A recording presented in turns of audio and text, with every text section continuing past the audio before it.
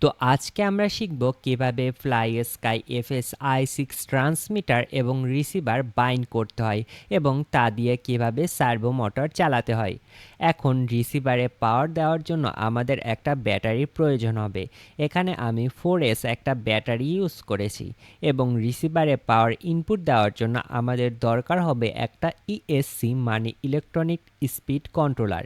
এবার ব্যাটারির পজিটিভ এবং নেগেটিভের সাথে ESCর পজিটিভ এবং নেগেটিভ সাবধানে যুক্ত করতে হবে।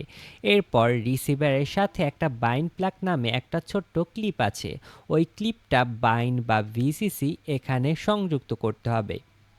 এরপর ESCর সিগন্যাল এবং পাওয়ার কেবলটা রিসিভারের সাথে সংযুক্ত করতে হবে, তাহলে দেখবে রিসিভারের লাইট ব্লিঙ্ক করছে।